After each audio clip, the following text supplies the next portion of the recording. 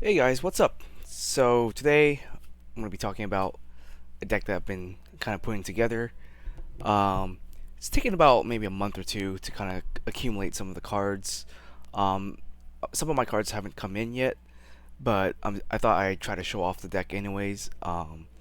And maybe in a month or two I'll make another update after test playing it a little bit and seeing what card works, what card doesn't, and cutting some cards out, changes like that. But for now, this is what I'm running, and the deck is essentially Nicol, Bolas the Ravager.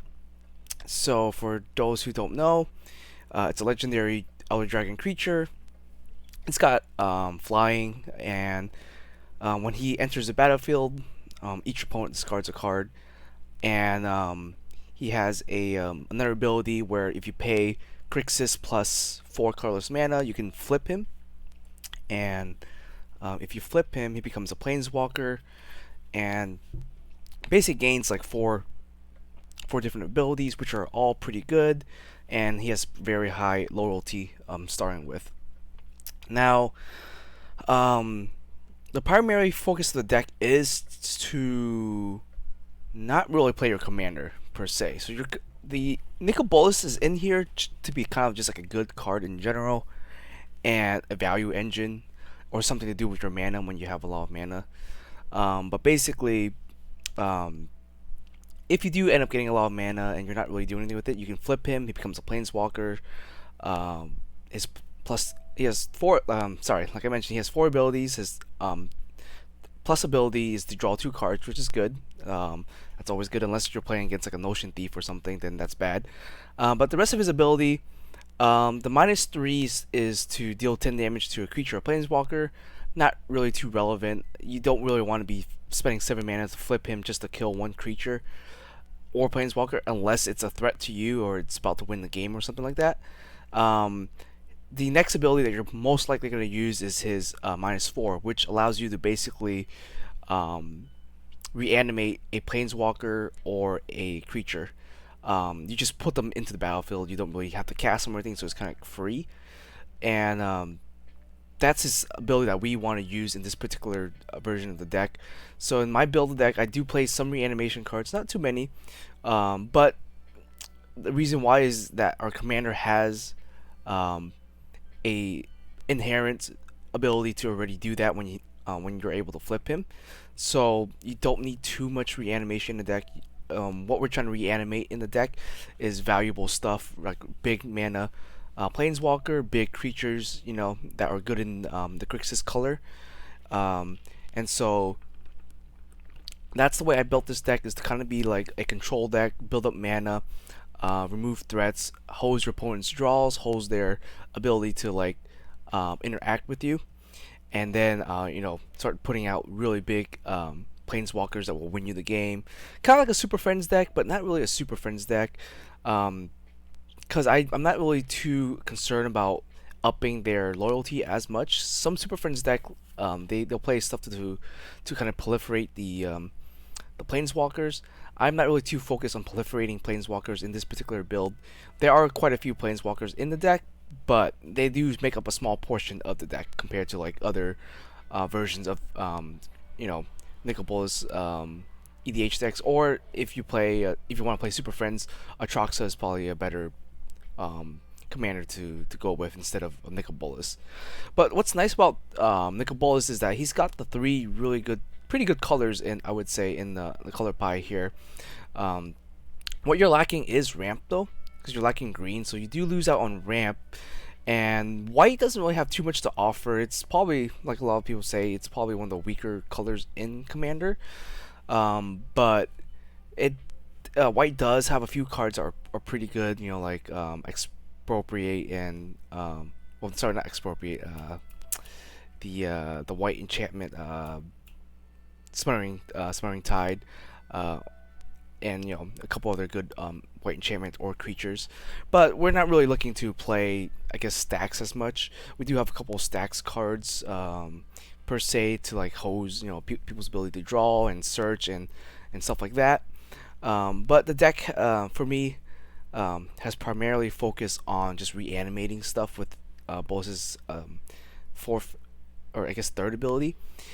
His last ability is an ultimate, but it doesn't really win you the game. It will take out one player, but you're not really looking to do that. You're really looking to just take everyone out about the same time, because you'll be drawing a lot of cards, and you're just gonna use those that card advantage, just kind of just stop your opponent's plays, or just put big threats onto the board. And yeah, let me show you the deck. I have played a couple of games of it so far with a few of my friends, and it's done pretty well.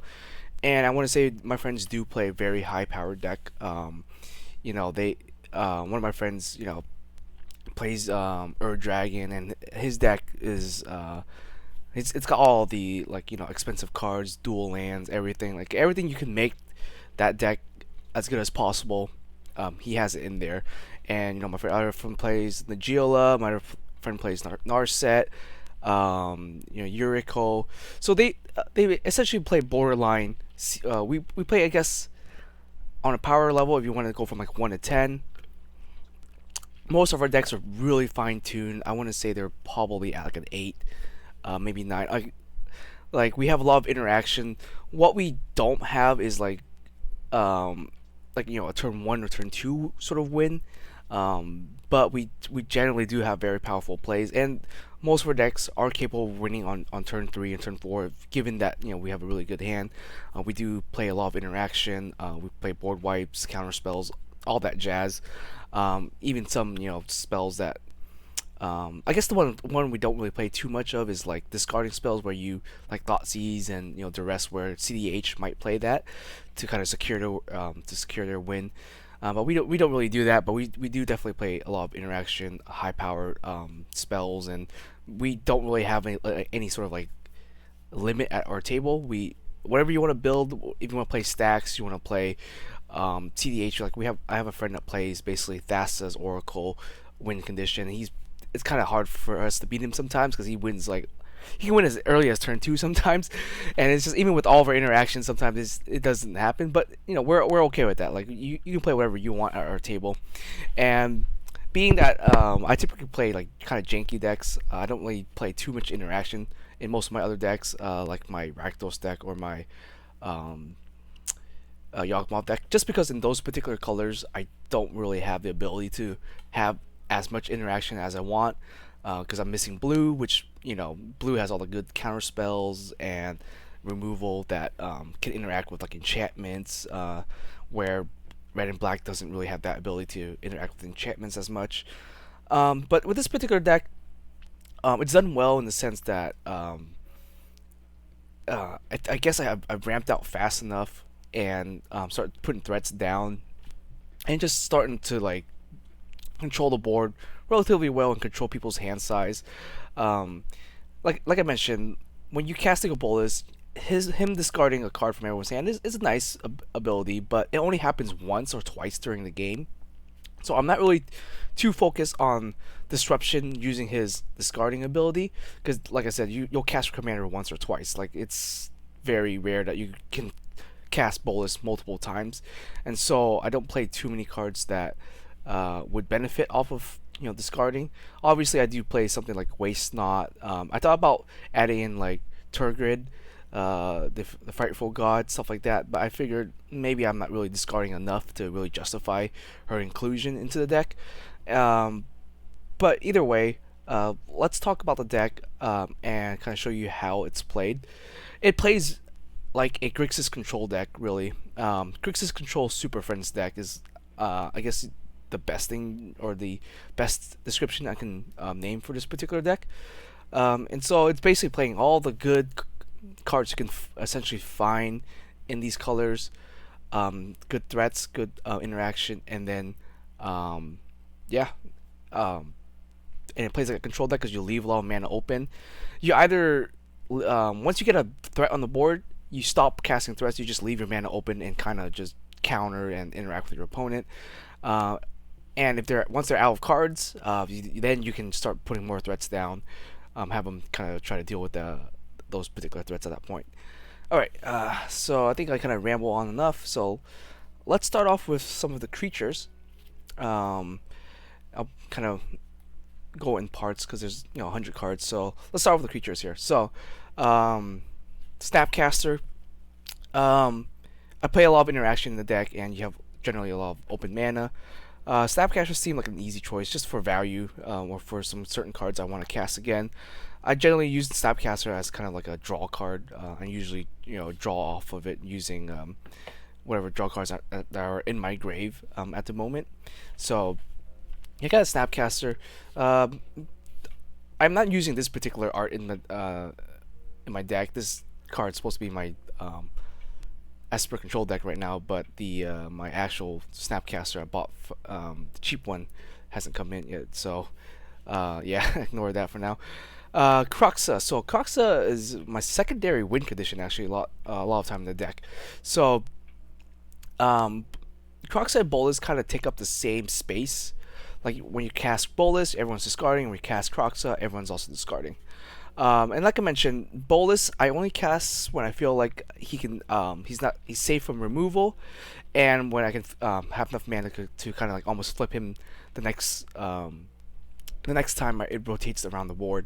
So otherwise, if I can, I'm gonna try to mill myself or dump as many cards from my deck into my graveyard to kind of hopefully get Croxa online.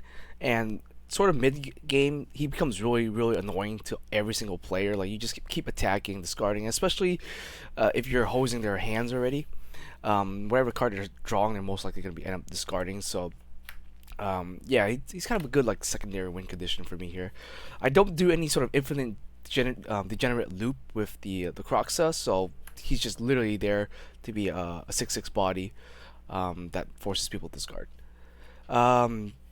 You play Dockside, just good ramp, probably the best red ramp that you can get in Commander.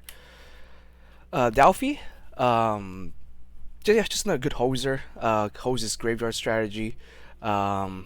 He has to be kind of be dealt with sometimes, especially in Commander. If your opponent's casting like really good cards, they want to be very wary of giving that card to Dalfi, because Dalfi will exile it. So let's say they play Expropriate or something like that, or an extra turn card with Dalfi on the board. Like it kind of like it forces their spells to be kind of a double-edged sword if they don't deal with Dalfi.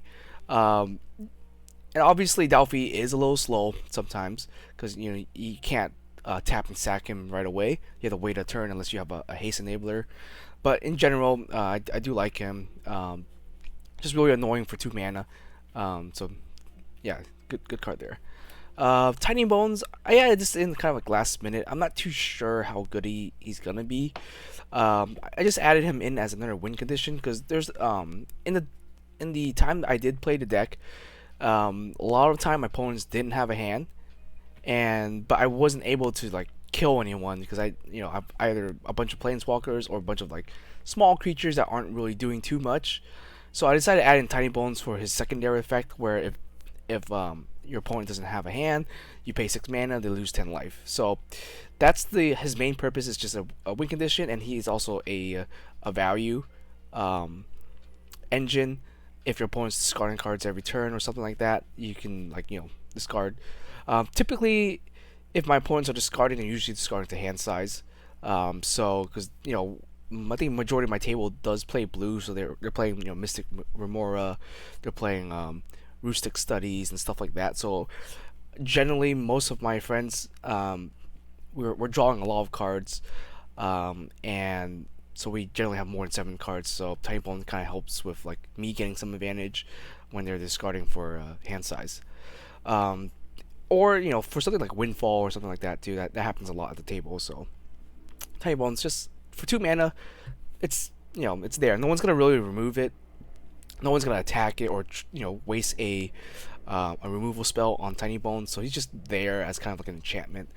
Yeah, he'll die to like board wipe or something like that. But other than that, like you're only committing 2 mana. You're not really losing too much out from playing Tiny Bones.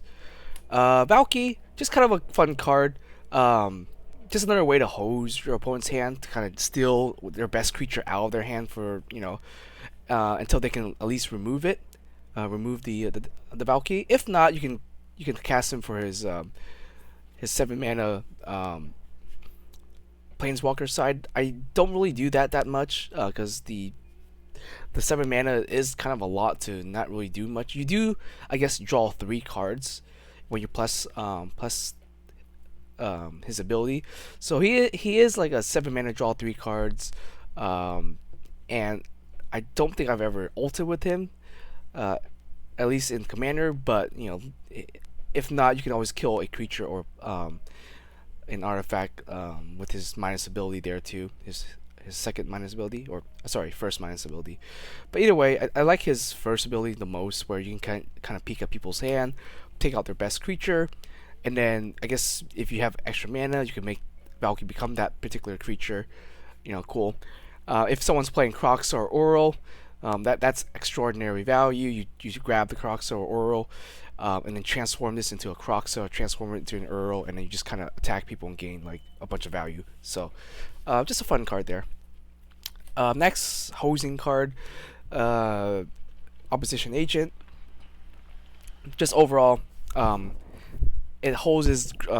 Generally, my friends are playing green because they're playing something like, I don't know, cultivated, or like just anything that searches for lands, or if they're playing fetch lands, or my friend that's playing, say, Thassa's Oracle, and he's trying to search for Thassa, or he's trying to search for some sort of like deck exiling card.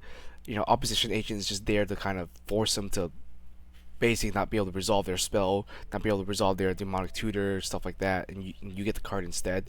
Yeah, just 3 mana is not bad for an ability like that, so can't really say too much else. Brazen Borrower. This could be any removal card. It doesn't necessarily have to be Borrower. I thought about taking this out to put in more either sorcery or instant removal, like Feed the Swarm or maybe Terminate. But Borrower is nice that it can hit enchantments, hit stuff like Smothering Tides, Mystic Remora or something like that, just so that you can get it off the board, and then you can kind of play your turn unhinged, unhinged, and which is great. But other than that, there's probably better cards. I think can't really recycle the Brazen Borrower, unfortunately. So I think other cards like Terminate and stuff you can reuse with Snapcaster or something else. But I don't know. You maybe even play like Baby Jace. I thought about adding a Baby Jace to the deck just to tap and draw, and maybe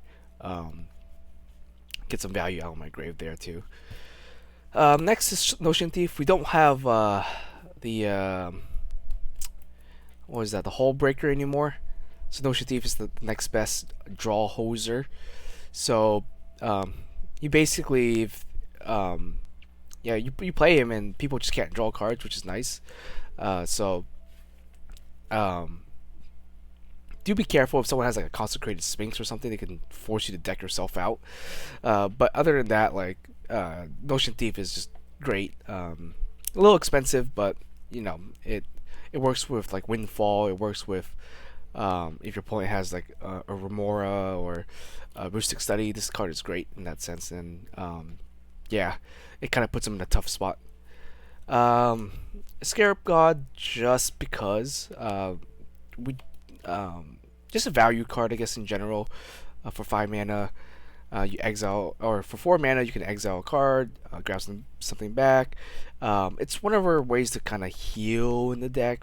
This deck costs a lot of life to use, not because of some of the cards, just because we're playing a lot of fetch lands and a lot of filter and pain lands and stuff like that. So my life total goes down pretty low pretty quickly, just because we're trying to go really fast with the deck, and so losing life to our mana source is one of those issues that is going to be kind of hard to fix in a deck like this. I'm not going to add in any heal cards for the purpose of healing. Maybe you could play like Grey Merchant or something like that, but generally I'm just gonna use my life as a resource as much as possible and not worry about it too much. And if I die, I die. But yeah. Next, Consecrate Sphinx. Sorry, just to hose more draws, or not to really hose, but this time if they draw, we draw, which is what we want. We want to draw a bunch of cards, and then either discard to end of turn, and reanimate the turn after, or yeah, just draw counter spells and interactions. What we're trying to do here. Oftentimes I'll reanimate this. This deck does gain a lot of mana, so you can just hard cast this if you wanted to. It's not a real issue. Torrential Gear Hulk, just another value card to kind of reuse some of the instances in our graveyard. Yeah, not much to say about it. A little expensive, definitely, but I do like it because we do leave, like I said, we do leave a lot of open mana, and I do like flashing this in as a blocker. It's really nice, and it catches and can kill some of our opponent's valuable creatures. And so yeah, just overall good good card. And what I like about the deck is when I leave mana open, my opponent has to kind of guess what I'm trying to do because they know I'll play Planeswalkers. Usually, they see me cast Planeswalkers or tapped out, they can't deal with it. Or if I leave my mana open, they're hesitant to attack me or target me with like spells because I can counter it or remove their creatures.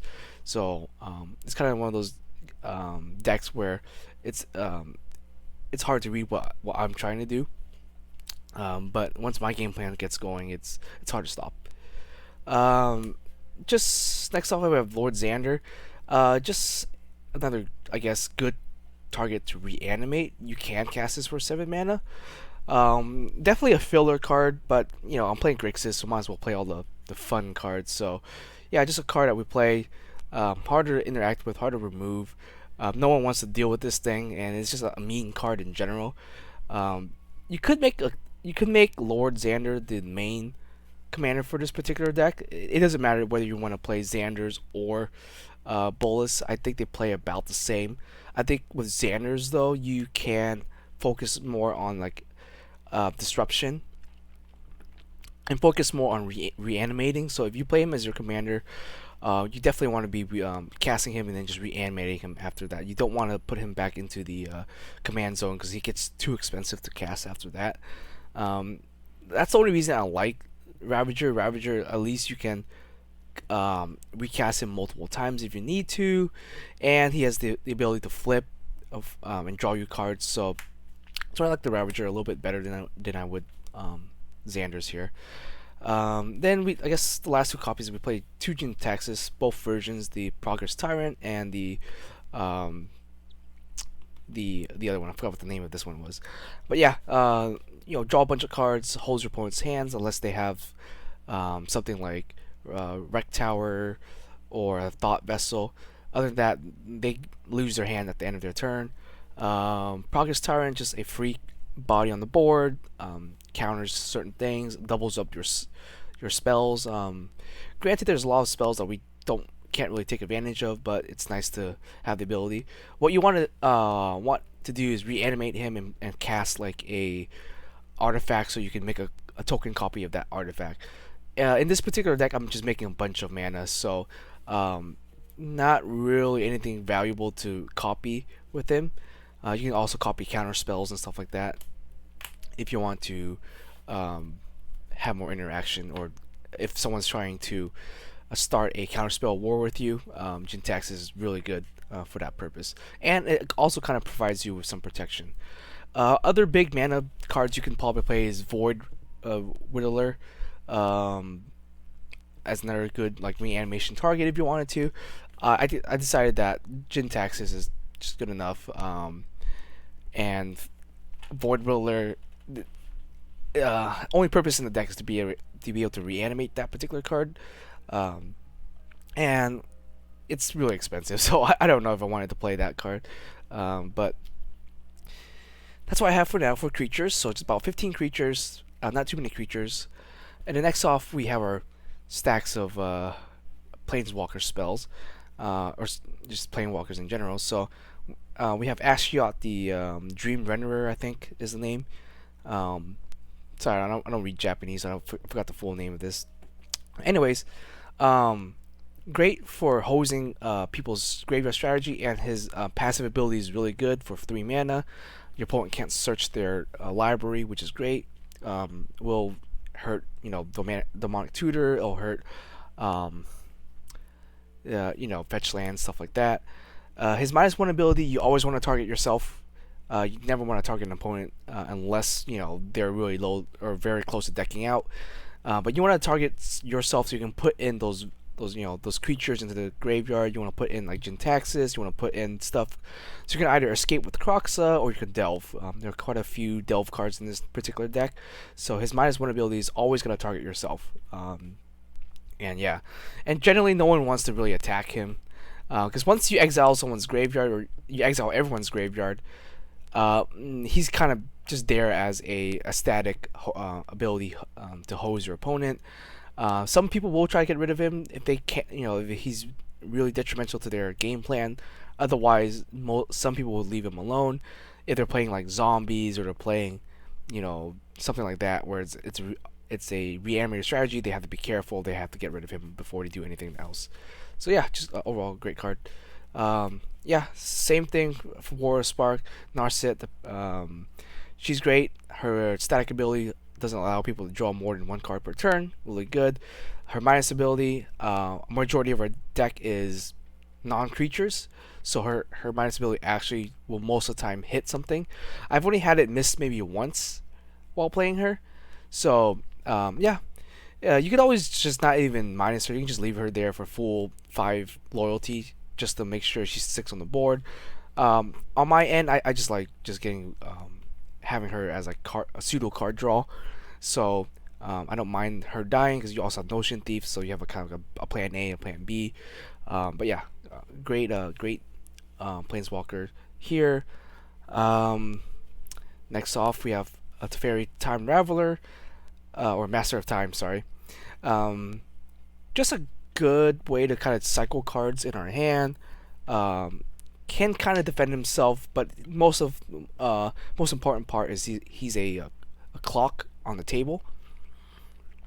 Because a lot of people will try to get rid of him as soon as possible. They don't want you to get the extra 2 turns, because once he ultimates, basically it's essentially kind of game over for the whole table. If you get to ult with him, you'll be able to build up so much like resources that and you'll be able to wipe the board and stuff like that.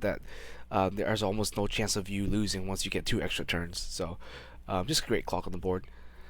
Sandra Defiant Torch. This is a maybe. You don't really have to play her. I don't really see it that she's not super duper great, but times I do play her, she has helped pseudo card draw with the impulse. Kind of like a 4 mana rock, I guess, if you want to use her +1 ability. It can also snipe some cheap commanders, cheap like opposing, I guess, Notion Thief, opposing Dalfy, stuff like that. So she's kind of like an overall great at everything. All of her abilities are useful in commanders. That's why I added her. And if you ever get a chance to ult with her, which I've done a few times, you can essentially just never lose the game at that point, as long as you have spells in your hand to cast. Like, you'll just ping 5 damage to something. So she's on the board, and your opponent do have to answer her, because if they don't answer her, you'll be up ahead on either tempo or card advantage, or she's just a threat to anything that's small. So overall, really flexible for a 4-mana Planeswalker. You can play like Jace. I'm not playing Jace just because I think his loyalty is just too small and to survive a lot of like one rotation, where Chandra can defend herself, and in general her if you plus uptick with her, she has 5 loyalty, so she's generally good enough to survive.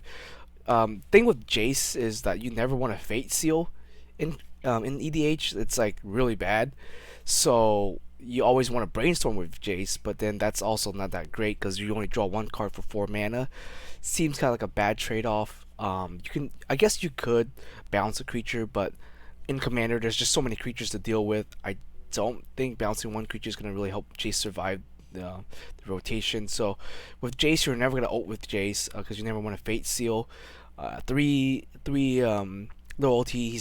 he's susceptible to a lot of removal, lightning bolts, just taking damage in general, which there are plenty in Commander. So I decided not to play 3 mana Jace. I think Chandra has higher probability to survive and more utility in general, and ability to damage your opponents if you need to, and actually act as kind of like an end game Planeswalker if they can't remove her. Next off, we also have another Chandra. Same idea. They're like, you know, inevitable win condition. So if she gets the ult, great. You play her, you +1 or +2 her, and if they don't get rid of her because she has like 8 loyalty, so she's kind of hard to get rid of. You can just keep plussing her, and eventually you just put a clock on everyone. 6 mana is expensive, but like I said, there's a lot of ramp in the deck. There is, if she dies, you can revive her easily with the Bolas. If not, she can clear the board with her -3. So -3, I think she does 3 damage to every creature that's not an element. So just be careful. Or you can just single target removal with her. So flexible card in general. Great that she can't be countered.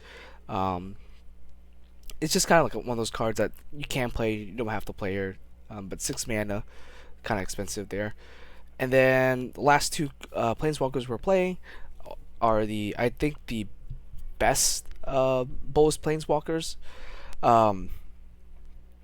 Nicol Bolas has 2 other versions, 2 to 3 other Planeswalker versions, but none of them are really that good. And they cost a lot more mana. I think one of them is like 8 mana, or both of them are 8 mana. And their abilities are kind of whatevers. I think let me actually grab my binder and let me see what the other Nicol Bolas does. I have on my binder, but I don't have any plans on using them because I don't think they're that great.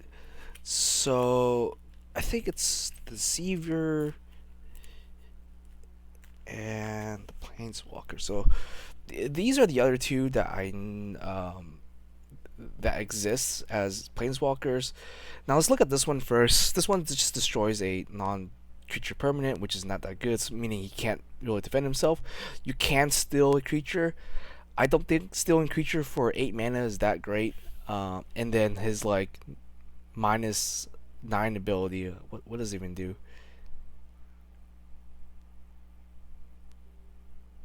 Oh, I guess his minus ability is okay. Like you deal 7 damage, they lose 7 cards in their hand and sacrifice 7 permanents. So it will take someone out of the game effectively.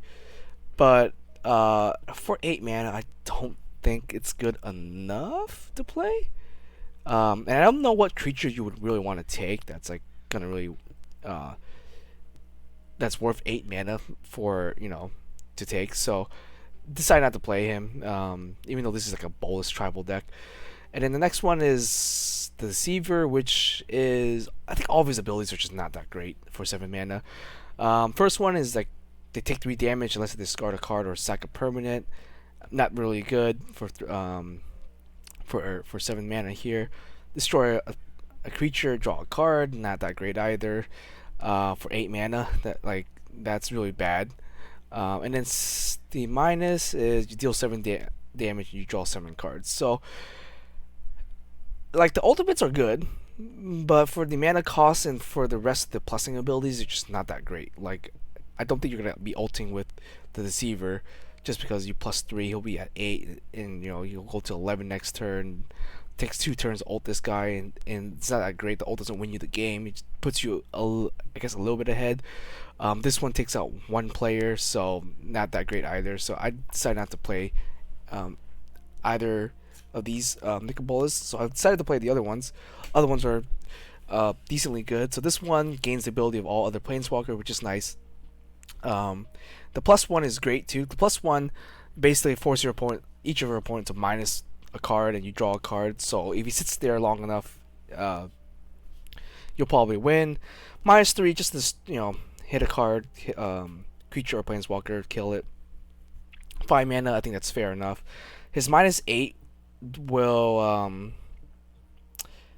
will probably not win you the game just because it's commanders, so most likely everyone's gonna have a planeswalker or some sort of legendary creature on the board. So his -8 ability to cause other players to lose will most likely not happen.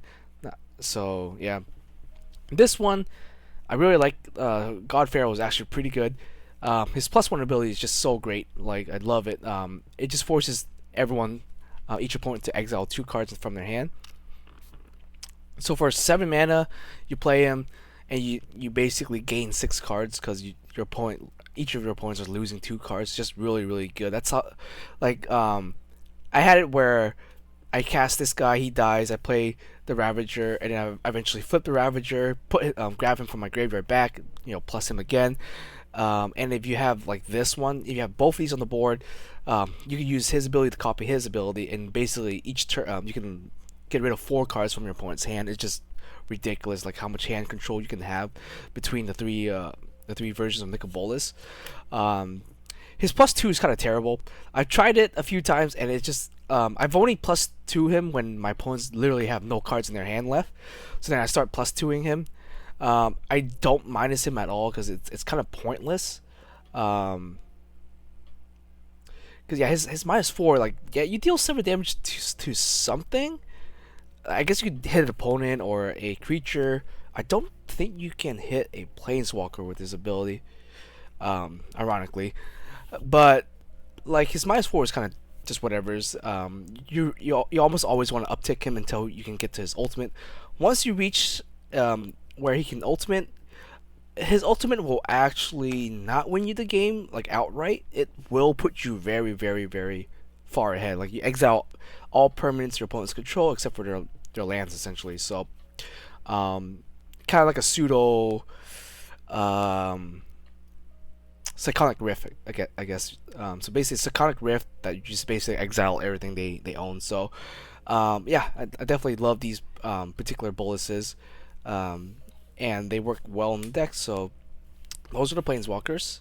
Now let's go ahead and try to go through the sorceries real quick, and then, yeah, you got Jessica's Will here, just a great card and commander in general. Draws you 3 cards, ramps you, so basic pays for itself. So one of the best red cards you can play in red. Yeah, not much to say about it really. I got Demonic Tutor here. So I don't have too many tutor cards in this particular deck because I'm not really don't really have any combos per se. Like Yawgmoth or like my Rakdos, I got a couple of combos going on there. Infinite combos, infinite damage, or infinite draws, stuff like that. In this particular deck, it's not. We don't really have too much combos. We're more focused on interaction. So for the most part, Demonic Tutor is gonna search for something for an answer that you need immediately. So you can search for a counterspell, you can search for a board wipe, search for a threat. That's about it, really. So I don't really have too much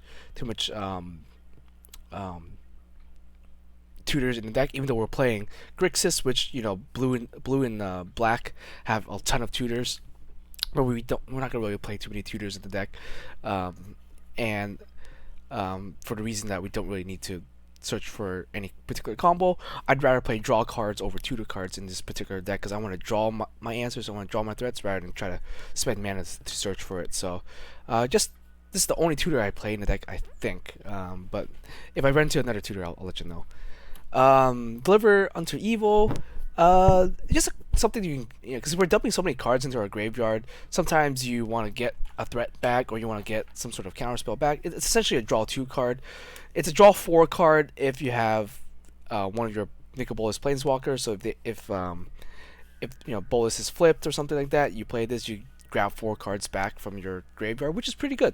So yeah, just a 1 of. So yeah, well, I guess you only play 1 of. It's EDH, so I don't know what I'm saying there. The best reanimator spell card for 1 mana, basically reanimate any creature. Yeah, just not much to say about that. Vandal Blast, just to mostly kill treasures, I guess. Yeah, our tables have a lot of abilities, lots of ways to create treasures, or have really good artifacts in general. So Vandal Blast is just a good board wipe in that sense if you overload it. Toxic Deluge, great board wipe very costly to use in terms of your health. Don't have many ways to regain health in this particular deck, but I think it's worth it to kill stuff with indestructible and stuff that stuff like that. So just overall great card. Damnation, another board wipe here. Just I think one of the better board wipes, efficient board wipes in these particular colors. We don't have that many creatures. We don't really care. Our planeswalkers generally going to win us the game, so we can safely board wipe and be fine with that. Same thing, Blasphemous Act, just efficient board wiper. You could play the Battle Royale card. I forgot the name of the card. I think it was Last Man Standing. Also another decent board wipe, but I decided just to play the 3 like good board wipes here, or 4 board wipes. So yeah, Windfall works really well with Narset and Notion Thief. So that's what you have in there. Or if you're running out of cards and you just need to replenish your hand, just another way to do that. Just be careful when you do use it though. Don't want to use it when you're like ahead. If you have 7 cards in your hand and your opponents are like 2 or 3 cards, yeah, you don't want to use it. So just be careful of that card. Treasure Cruise. We have a lot of stuff in our graveyard that we're not probably not gonna use. So you can delve away, draw some extra cards, and then last card is Ponder. Yeah, just another way to kind of look at our cards in the top deck. Draw a land if you need a land, or look for like threats or whatever. Just good 1 mana cantrip in blue. And then let's move on to our interactive spells, which we have quite a few. So counter spells in general in Commander is not that great. You need some way of getting value, some way of putting a threat on, or something to protect yourself. Typically, counter spells are bad because you're losing resources and you have 3 opponents to deal with. So you might minus 1 resource for yourself, deal with one thing your opponent is doing, but you have like 2 other opponents. With this particular deck, that's why I'm focused on the draw and having a bunch of mana, so that way I can kind of deal with all 3 people at the same time, or just hose their strategies. So I am playing quite a few counter spells, but there's just so many counter spells, different types of counter spells in the format. These are the ones I currently have and just are currently using. If you find one that you like, that you have, or you want to use, go for it. These are the ones I have right now that I currently just use it for EDH. But anyways, let's talk about the first card, just Brainstorm. I don't play too many 1 mana cantrips, but I think Brainstorm and Ponder are probably the ones worth playing. Just to fix your hand, or to protect your hand, or search for a card that you need, because they do dig a little deeper into your deck. So do play the Brainstorm, the Ponder. Next off, Memory Lapse. Just kind of a flexible counter spell. I like it because it can counter commanders. You could play something else. You could play like a Swan Song. You could play Offer You Can't Refuse. Anything else. I don't have Force of Will, by the way, so if I had Force of Will I might play it, but cards like Force of Will and Force of Negation are also kind of because you're minusing yourself 2 cards to stop 1 card, and like I said, you have 3 opponents to deal with. But hopefully the card draw is enough in this particular deck that you're okay with minusing cards from your hand. So yeah, so you got Memory Lapse. Reason why I like it over some other stuff like Negate or Swan Song or Can't Be Offered, even though it's 2 mana, is because it can stop anything that you want. So it can stop commanders, it can stop creatures. It can, it's basically like a remand. So I think the other card, if I wasn't playing Memory Lapse, I'd probably play like remand or something like that, or delay maybe. But yeah, I think Memory Lapse is a cheap counter spell to play in the deck. Then obviously just got the regular counter spell here. I have Drown in the lock. Graveyards are bound to be huge, so this card's almost never dead. It's only ever dead if you have Ashiot and you're minusing your opponent. Then they may not have a card. But in general, Drown in the lock will stop 90% of the cards in the format, just because and it's a flexible counter, so you can you can shoot a creature if you want to, or just counter something. So another good counter spell there. Chaos Warp. Get rid of those problematic cards, problematic permanents. Pray that your opponent doesn't get something good.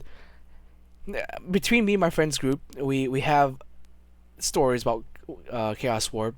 There's times where we would warp a permanent, and then our opponent would shuffle a deck. We would cut it, and it would play the. They would get the same permanent off of it, off of the Chaos Warp, and we would just like roll our eyeballs. So that has happened a few times. It's just kind of funny. But overall, obviously when it works well, it works well. When it doesn't, it doesn't. But that's just a risk when you're playing with Chaos cards. So, yeah. Um, Arcane Denial, just kind of like Memory Lapse, just generic, and it can counter anything, and you can draw a card. You can counter your own spell card if you wanted to draw 3 cards. So up to you. I don't usually do that, but yeah, that's something you can do with Arcane Denial here. Then we have Mana Drain, the other good counter spell in the format. Yeah, not much to say about it. And then Force of Negation, probably not that great in this particular format, but yeah, I have it, so I might as well use it. Yeah, counter non-creature spells, stop your opponent from removing your stuff, perhaps. So yeah, and the best blue removal, Psychotic Rift. Just play it during your end of your opponent's turn and rift everything away. Watch them cry. So, yeah, Rift is just one of those cards that is just makes a lot of people mad. Culligan's Command for a little bit of artifact hate and to recur some of our own creatures. And it's done well against like my friend who plays Voltron also does well against him. It's just an overall, at least it pays for itself. So that's why I like Culligan's Command. You can play some sort of other card. I prefer this over like Bedevil, just because Bedevil you have to. It's the same mana cost, but you're one for oneing yourself. You're not really gaining advantage. Culligan Commands, at least it's nice in the sense you can pay for itself. Then you have Deflecting Swat, good free counter, and good free removal. I don't have Fierce Guardianship, so I guess if I get that, I'd maybe remove something out of the deck. But yeah, these are just free cards you can play.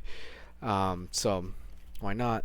Cryptic Command, not that great per se as a counter. I typically use this to protect my Planeswalkers, so I could just tap all my opponent's creature and draw a card. That's what I generally use it for. So if my Planeswalker is like close to ulting and my opponent is just trying to run over some stuff and I don't have blockers, then this is what Cryptic Command is used for. Not that great. It's kind of expensive in EDH. It's 4 mana. You can actually just replace this with whatever you want, but yeah, I have one in here. And then just to draw more cards, dig through time, since yeah, not much to really say about that, I guess. Alright, and then finally for enchantments here, we don't have too many enchantments. Waste Not, because we are forcing our opponents to discard occasionally. It's 2 mana, 6 on the board. It's great, it can get you advantage with like bodies on the board or just drawing you cards or extra mana depending. But yeah, just great card in general. Then we have the 2 additional reanimation here, Necromancy and Animate Dead. Yeah, both just great, cheap reanimation. That's about the only reanimation I play. Search for Escanta. It's a so-so card. Like, I flipped it and used it several times. It is a little slow, kind of bad late game maybe, but in general, I like the card because sometimes you can just dump your high value cards into the graveyard and then just reanimate it. So has that purpose also. It's a flexible spot. You can remove it, I think. Then here my proxy for my Mystic Remora. I'm waiting for the Secret Lair to come out with the new art before I pick up a Remora, so that's why it looks like this. So don't mind me here. But yeah, just a way to draw a card. Same thing here. The last card is Rustic Studies. So both these cards just to try to draw as many cards as you can, because you need that interaction. And then finally, we're gonna get to 2 more categories here. We have artifacts, and basically our artifacts, it's all ramp. We're not playing like Bolas Citadel. We're not playing any um, Lightning Greaves or anything like that. We don't need any of that. Essentially, we just want to ramp a lot, draw a lot of cards, play our planeswalkers, or reanimate our threats, and then that's it. So that's how I think this deck should be played. So that's why I only have ramp in here. So yeah, so we got Mana Crypt, Mox, and Volt. Um, yeah, just definitely kind of like the core. I almost always throw these in every single commander deck I do have, just because they're just you get them out early enough and you get ahead really early enough, you can easily win the game. So yeah, just these are like the best efficient ramp you can play. If you have like Mox Diamond, you can play Mox Diamond too, or I guess Mox Opal or Mox Amber. Um, but yeah, I have Chrome Mox and I think that's good enough here. And yeah, Crypt and Volt, just fantastic ramp cards. And then obviously you got the Soul Ring here. Sorry, let me organize this. Soul Ring, pretty self-explanatory. Signet, just give us additional colored mana. Thought Vessels, you don't really need Thought Vessels. You can play something else. I just tend to draw a lot of cards, so if I have Requiem Tower or Thought Vessel, it's nice to be able to keep those cards in my hand. And it helps fight against Jintaxis if someone else is playing Jintaxis. So yeah, Thought Vessel here, and then just another colored mana rock. Not that great, but it's 2 mana rock, and we're playing basically all the efficient mana rocks. Just 1 to 2 mana. 3 mana is too expensive, so I don't play any 3 mana rocks. Just either 0, 1, or 2. Everything else is just too expensive. And then the last off, we have all 3 Grixis Talismans, Indulgence, Dominance, and Creativity. Yeah, and that's it. So that's 10 mana rocks, and they're all just really cheap mana rocks. And mana in this deck is very huge because we want to be able to flip Bolas or cast our expensive stuff if we can't reanimate it. So that's the whole purpose of these rocks here, and I like playing this way because the rocks are cheap. So if someone board wipes the rocks, they Vandal Blast or they do something, it doesn't really hurt us as much because none of our artifacts are that valuable. So if they blow up our 2 mana rocks, we're not really losing anything out. Planeswalker's removal is a premium in Commander, as I've in general, because no one plays Planeswalker's removal. Most likely, Planeswalker are weak to like they're weak to creatures attacking them and stuff like that. So through by just by the gameplay of Commander, Planeswalkers are usually bad because they just get run over by a bunch of creatures. But we're playing a lot of interaction, so we're trying to limit our opponent's ability to kind of put creatures on the board, wipe it or remove it, and definitely you could play more removal spells in the deck here. All right, so let's finish up with the mana base here. For my colored dual lands, essentially I got kind of like the battle lands plus the slow lands from Midnight Horizon. So just they kind of look nice together. So decided to get them extended, and yeah, just 2 for one pair for or two for each pair of colors there. So a total of 6 there. And then we got like basically the kind of like the rainbow lands, I guess. I do have Mana Confluence and City of Brass, but I found that I was just taking too much damage from myself, so I decided to cut those cards just because I was just eating so much damage every turn, especially with like the mana rocks also, like Mana Crypt, Mana Volt. I also have what is that card? The any other utility land? Ancient Tomb, for example. So I was just taking so much damage. I also playing a bunch of fetch lands also in this particular deck, so I'm doing myself a lot of damage. So I wanted to just cut down that damage just a bit. So I'm not playing Confluence um, or City of Brass anymore. Some of our color utility lands, both great lands, Otawara and Takanuma. Just great utility there. Some colorless utility. This is the new land. It hasn't arrived in my mail yet, but basically it's Plaza of Heroes. Basically, it's a rainbow land also, and it doubles up as protection for a legendary creature, which is nice. We don't want to use this on Bolas. We don't really care about Bolas as much. We want to use this on like a Jintaxis or something like that if they're trying to get rid of it or blow it up or something. Recreate Tower, because we draw a lot of cards. Hopefully we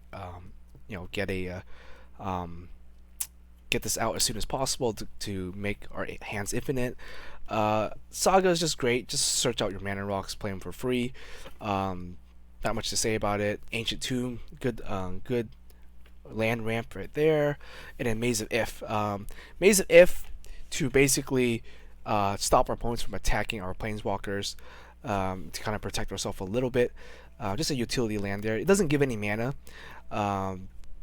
But this next card will kind of explain it. So that's why I played the one Ancient or Tomb of Yawgmoth here to potentially give mana to like certain lands that don't have color mana. So like if I wanted to make Rec Tower tap for black, maybe I want to make Maze of If tap for mana, you can do that, or turn my my Izzet land here into like a tricolor land. So I think Urborg is nice, and yeah, it gives everyone the ability to get black mana, but yeah, who cares at this point? You know, you want black mana for yourself mostly. So yeah, one Urborg there, and then next off we got fetch lands. So I'm playing basically every fetch land you could technically play. The 5 here plus the 3 here. I'm not playing. Was it Wooded Foothills? I think not Wooded Foothills. The red and green one. I forgot what the name of it was. I don't have one, and I don't think I need it because it fetches for a red source, and I don't really need red in my deck. So the only 2 red fetching sources are going to be like, I guess, these 3, but blue for sure. So you're playing the 4 blue fetches here, and these search for black right here, and then yeah. So basically 4 ways to search for red, or for blue, 4 ways to search for black, and then 3 ways to search for a red.